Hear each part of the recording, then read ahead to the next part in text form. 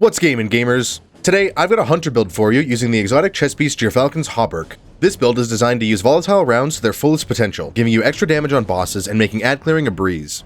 Gyrfalcon's Hauberk is an exotic chess piece with the perk See Me, Feel Me. This perk grants your void weapons volatile rounds upon emerging from invisibility. See Me, Feel Me will also grant you a 35% damage boost to your void weapons upon performing a finisher while invisible, as well as granting both you and nearby allies a reserve overshield that can be deployed by activating your class ability. After performing the finisher while invisible, you and your allies also gain a 375% increase to your class ability's recharge rate, which goes away upon the usage of said class ability.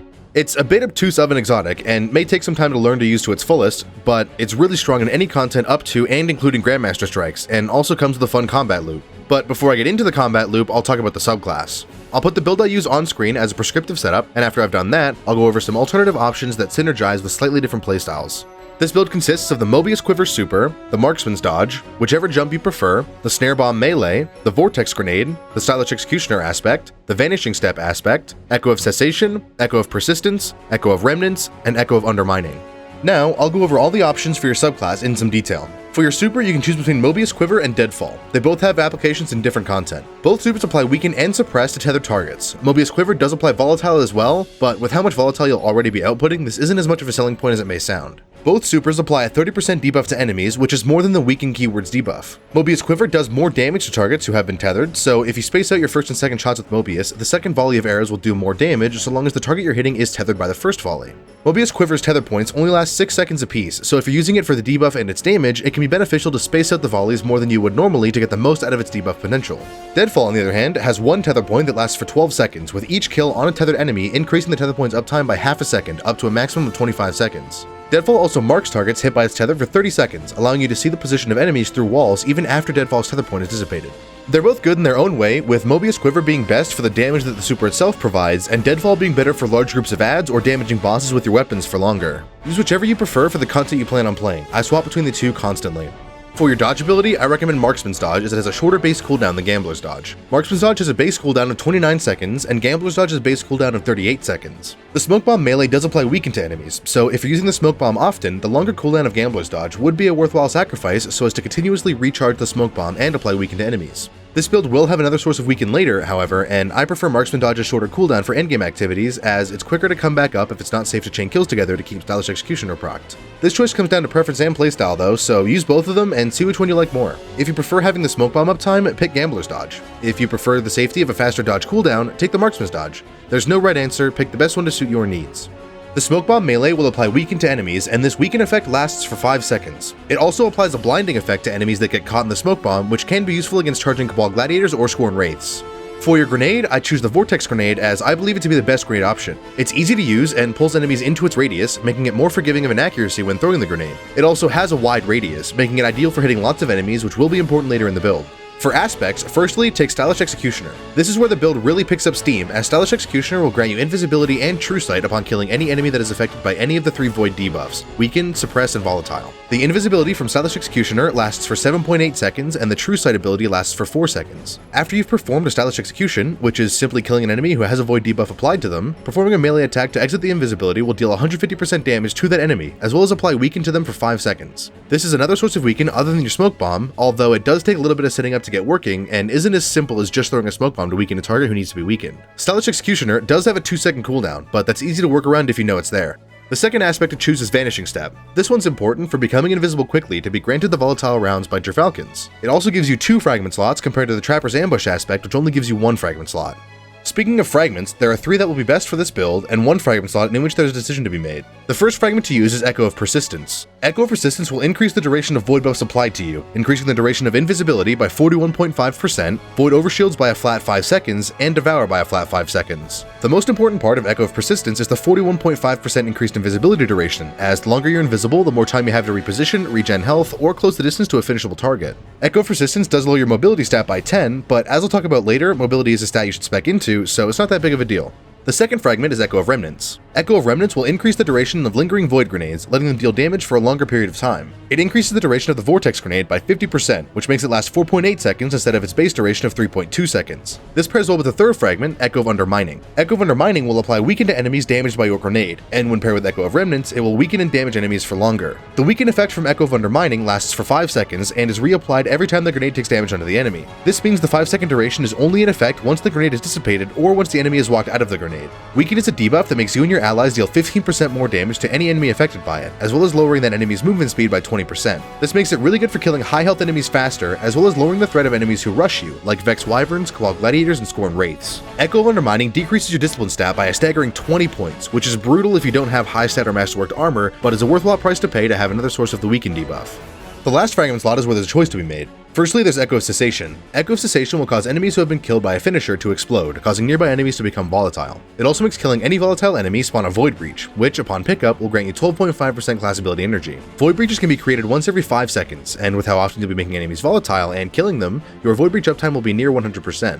Alternatively, you can use Echo of Starvation. Echo of Starvation will grant you Devour upon picking up an Orb of Power or a Void Breach. But without Echo of Cessation, you won't be creating any Void Breaches, so Echo of Starvation will work exclusively with Orbs of Power. Devour is a buff that, once procced, will instantly heal you to full health. Additionally, every kill you get while Devour is active will add 5 seconds to its duration, heal you to full health, and grant you up to 20% grenade energy, depending on the tier of enemy you killed. Echo Starvation does decrease your recovery stat by 10 points, but that's a small price to pay for the ability to fully regenerate your health upon kills while Devour is active. Overall, they're both good options, with Echo of Cessation being especially good if you use Gambler's Dodge, as the extra class ability energy when picking up a Void Breach is helpful for nullifying the increased cooldown Gambler's Dodge comes with. Echo Starvation shines when Orbs of Power are able to be both created and are safe to acquire, making it less effective in certain master difficulty activities like the Glassway Nightfall Strikes boss room. I use Echo of Cessation mostly, but for hero or legend content, you're effectively invincible with Devour active as long as you're getting kills, making Echo of Starvation a super fun option. Play with them both and pay attention to how it feels to use them, and make your decision from there.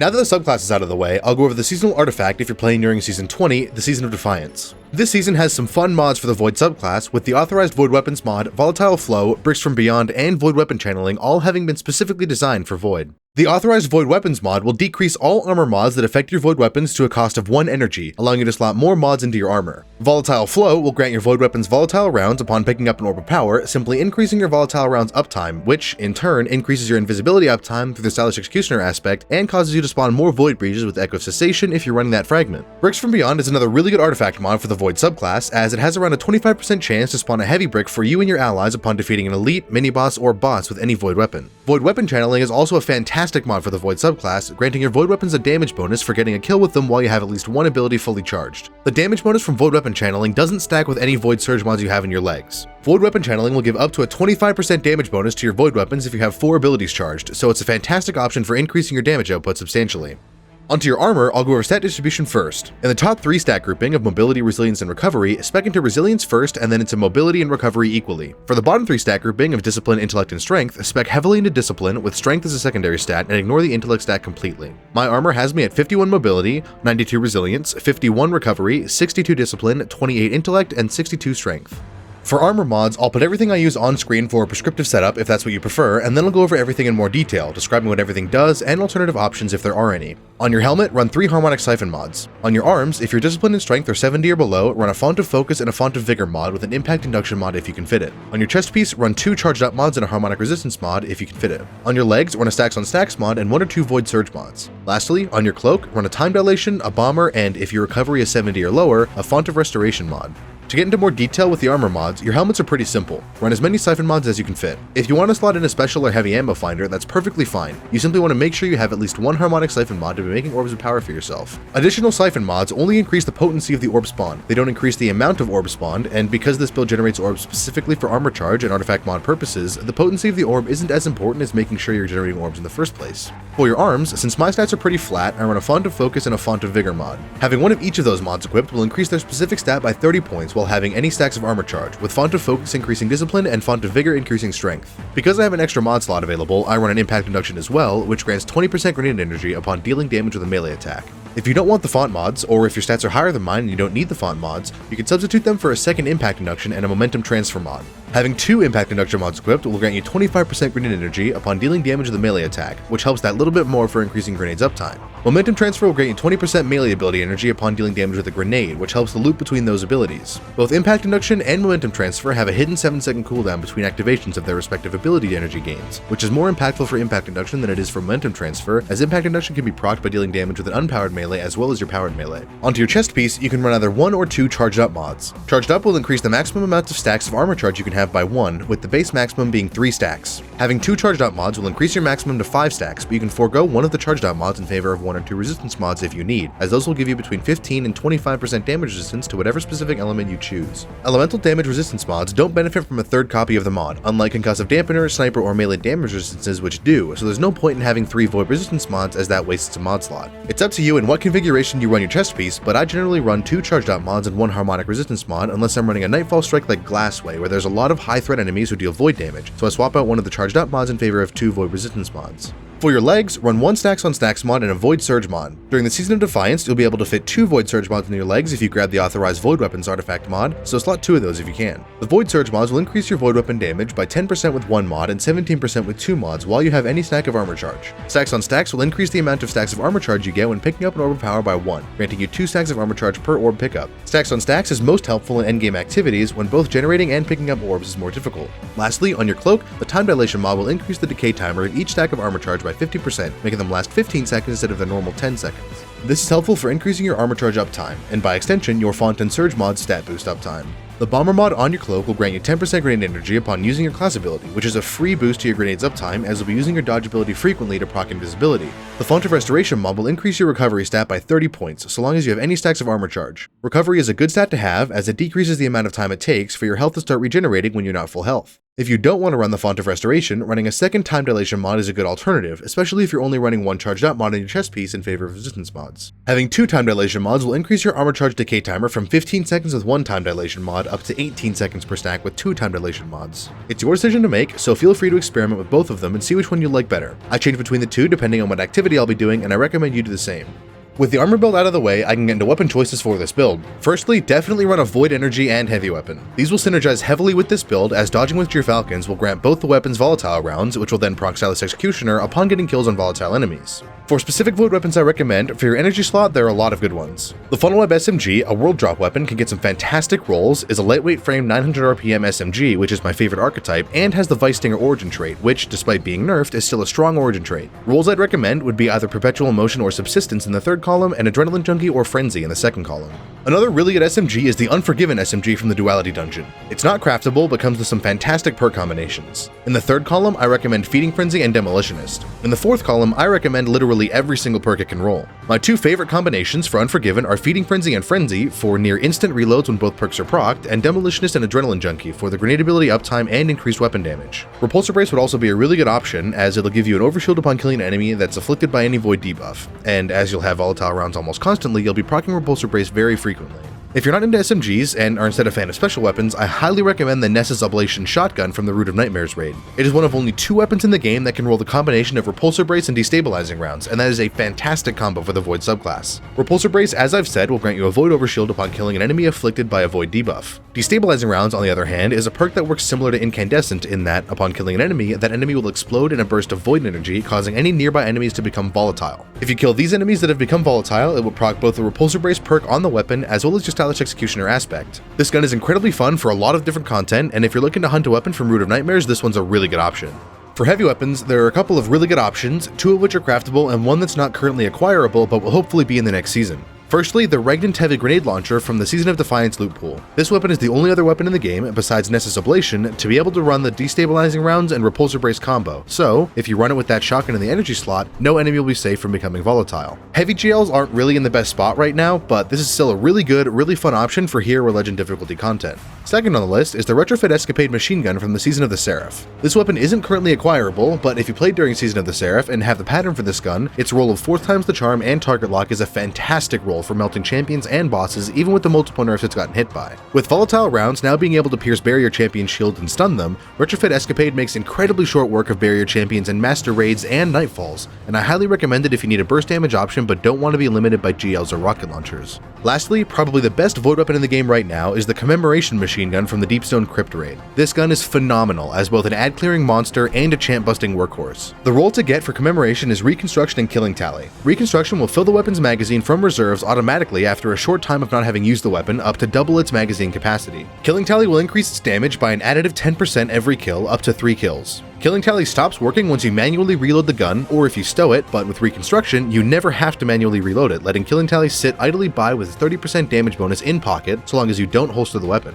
If you run the Marksman's Dodge, that would normally reload the weapon, thus removing Killing Tally's damage bonus, but if Reconstruction has the weapon at or above its magazine cap, Marksman's Dodge doesn't reload the weapon, and you can get volatile rounds for free without having to lose your 30% damage bonus provided by Killing Tally. Overall, Commemoration is a fantastic weapon, and I highly recommend either farming Deepstone Crypt when it's the featured raid, or running it once a week and buying the red border at the end of the raid.